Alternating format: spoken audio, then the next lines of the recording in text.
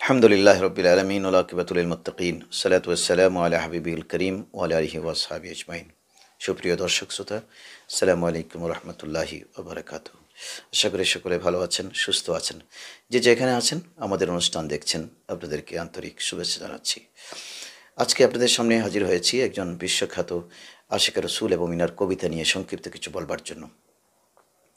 গোটা দুনিয়াতে অনেক মুহাদ্দিস, মুফতি, অনেক মুফাসসির, অনেক আলেম, অনেক বিদ্বান তশরিফ এনেছেন, কিন্তু যখনই কারো নাম উচ্চারিত হয়, হয়তো এনাকে মানুষ মুহাদ্দিস হিসেবে চিনবে, এনাকে মুফতি হিসেবে, এনাকে মুফাসসির হিসেবে বা অন্য কোনো জ্ঞানের পাণ্ডিত্য নিয়ে কথা হবে। কিন্তু পৃথিবীতে এমন কিছু ক্ষণজন্মা ব্যক্তিত্ব আছে যিনারা মুহাদ্দিস, মুফতি, মুফাসসির সমস্ত জ্ঞানের শাখাগুলো ইনারা রপ্ত করেছেন, কিন্তু ইনাদের নাম উচ্চারিত হলে বিশ্ববাসী ইনাদেরকে চিনে আশিক রাসূল তথা নবী প্রেমিক হিসেবে। তাদের মধ্যে এক অনন্য নাম হযরত সৈয়দনা আব্দুর রহমান জামি রাদিয়াল্লাহু তাআলা আনহু, যিনি ইরানের খোরাসানে জন্মগ্রহণ করেন। পরবর্তীতে ইনারা আব্বাজানের সঙ্গে ইনারা পারিবারিকভাবে জাম শহরে বসতি স্থাপন করেন। জামে থেকে তিনি আব্বাজানের কাছে প্রাথমিক লেখাপড়া করবার পরে জ্ঞানগরিমায় এমন পাণ্ডিত্য অর্জন করেন, বিশ্বজাহানে অদ্বিতীয় ব্যক্তিত্ব হিসেবে আবির্ভূত হন। পাশাপাশি ইনি ছিলেন একজন ফার্সি কবি, অর্থাৎ কাব্যিক প্রতিভা এত প্রখর ছিল, ইনি যে কোনো বিষয় চিন্তা করলে নিমিষেই ওটার উপরে ইনি কবিতা রচনা করতে পারতেন। কিন্তু সবচেয়ে বড় বিষয় যে পৃথিবীর অনেক কাব্যিক প্রতিভাওয়ালা মানুষ কোনো রাজাবাদশার প্রশংসা করে ইনাদের কবিতা লিখেছেন, রাজদরবারের কবি সেজেছেন, কিন্তু আব্দুর রহমান জামি রাদিয়াল্লাহু তাআলা আনহুর ক্ষেত্রে এমনটি কখনো দেখা যায়নি। ইনাকে কোনো রাজা বাদশাহ দরবারি কবি হিসেবে আমন্ত্রণ জানানোর পরে ইনি কোনো দিন সেটা অ্যাকসেপ্ট করেননি।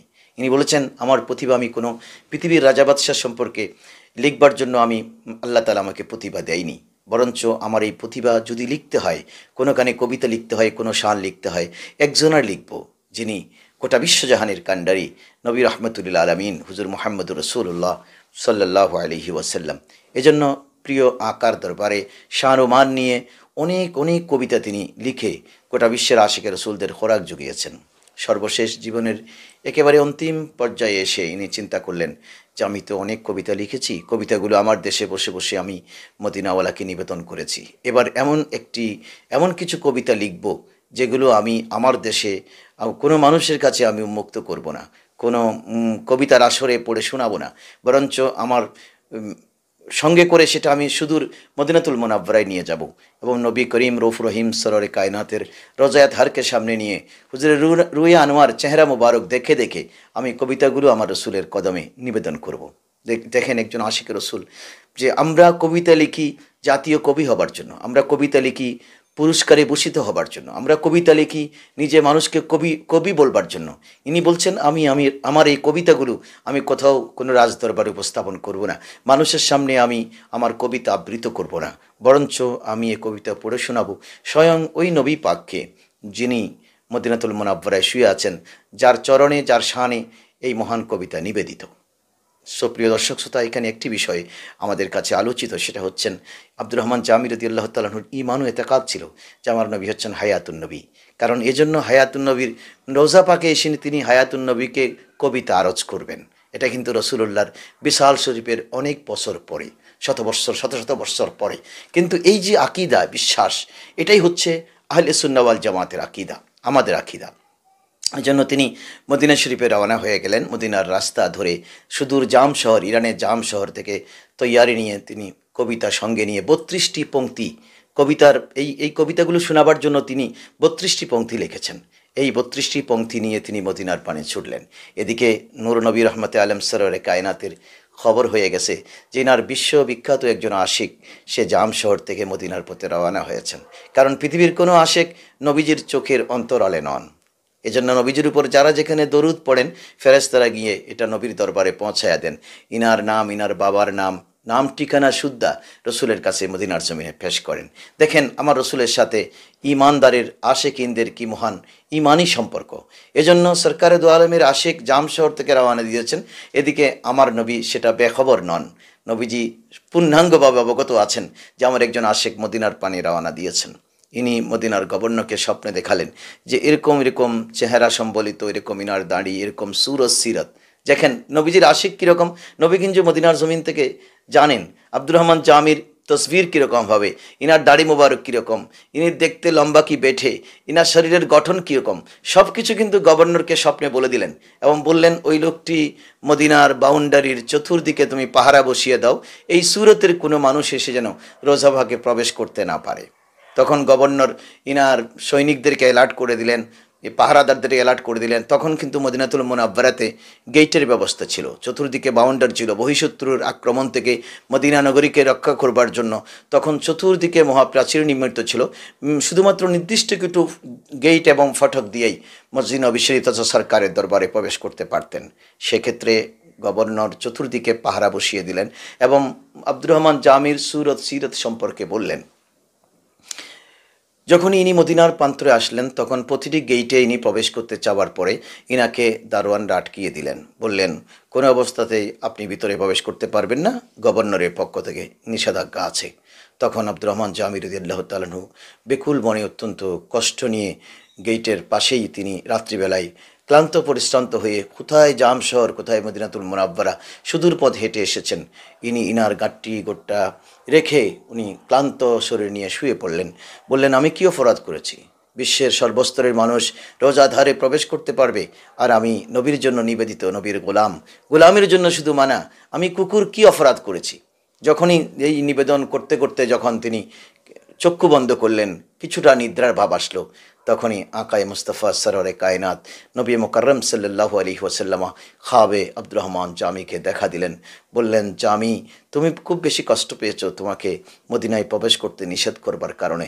এটা গভর্নরের দোষ নয়, গভর্নরকে আমি মানা করেছি, আমি নিষেধাজ্ঞা দিয়েছি। কেন জানো, তুমি যে কবিতাগুলো লিখেছো এই কবিতার সারমর্ম, কবিতার চরণ, কবিতার লাইন, কবিতার ছন্দ সব কিছু আমার কাছে পৌঁছে গেছে।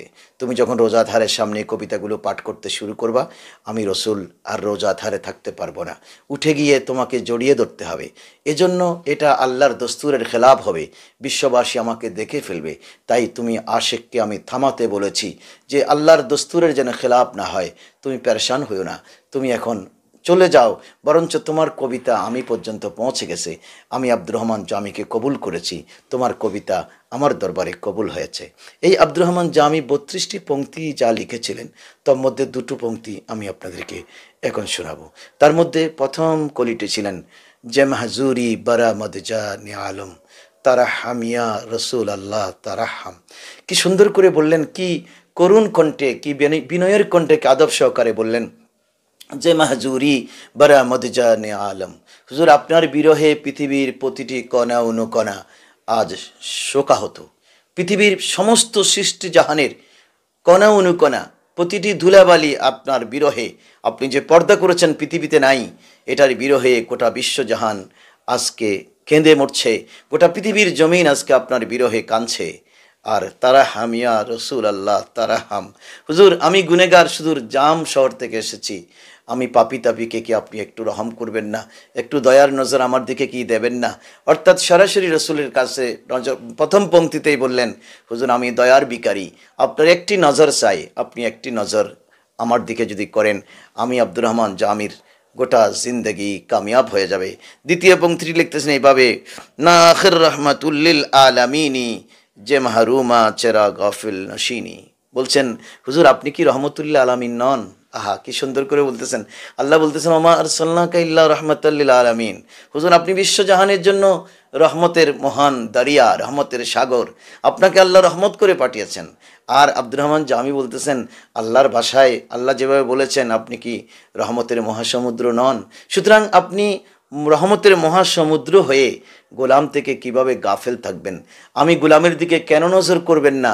বিশ্বের উম্মতের দিকে কেন নজর করবেন না? বিশ্ববাসী কেন আপনার রহমত পাবে না? অত্যন্ত আবেগ নিয়ে সরকারের দরবারে পেশ করলেন যে না আখির রহমাতুল্লিল আলামিনী যে মাহরুমা চেরা গাফেল নশিনী, হুজুর আপনি কি রহমতুল্লিল আলামিন নন? অফকোর্স আপনি রহমতুল্লিল আলামিন। তো আপনি রহমতুল্লিল আলামিন হলে আমি গুনাহগার হতে পারি, কিন্তু আপনার রহমতের সাগর কেন আমার জন্য বন্ধ থাকবে? আপনি এক কাতরা আমার জন্য দেন, আমার দিকে একটু নজর করুন, আমার কিসমত খুলে যাবে। দেখেন কত আবেগ নিয়ে রসুলের দরবারে কবিতা নিবেদন করেছেন। এভাবে লিখতে লিখতে লিখতে লিখতে 32টি পংক্তি রচনা করেছেন। আর এই কবিতার কারণে রসুল বলেছেন, আব্দুর রহমান জামি, তুমি আমার সামনে আসি যদি পাঠ করো আমি থাকতে পারবো না, কারণ আশেক মাসুকের খেলা তখন চলবে। এটাই হচ্ছে প্রেমের নিবেদন। এই বিশ্বখ্যাত আশেক রসুল আব্দুর রহমান জামি 81 বছর বয়সে 18 মুহররম সেই সুদূর ফিলিস্তিনে ইন্তেকাল করেছিলেন। এজন্য আব্দুর রহমান জামি রাদিয়াল্লাহু তাআলা আনহু এমন বড় হাস্তি, গোটা বিশ্বের মানুষ ওনাকে চিনে। ওনার জানাজাতে অনেক রাজা বাদশাহ, অনেক ধর্নাঢ্য ব্যক্তিত্ব বিশ্বের বিভিন্ন প্রান্তর থেকে সুদূর ওনার জানাজাতে ছুটে এসেছিলেন। বিশ্ববাসী সেদিন প্রমাণ করেছিলেন যে আব্দুর রহমান জামি বিশ্বের অনবদ্য নবীপ্রেমিক ছিলেন। আজও আপনাদেরকে আবেদন জানাবো যে আব্দুর রহমান জামির কবিতাগুলো আপনারা পাঠ করবেন। আমরা যদি পাঠ করি রসুল প্রেমে আমরা উদ্বেলিত হব, রসুলের সাথে আমাদের খ্বাবে দিদার হবে। আল্লাহ তাবারক ওয়া তাআলা আমার সরকারের সাথে আমাদের খ্বাবে দিদার নসিব করুন। আমিন। আসসালামু আলাইকুম ওয়া রাহমাতুল্লাহি ওয়া বারাকাতুহু।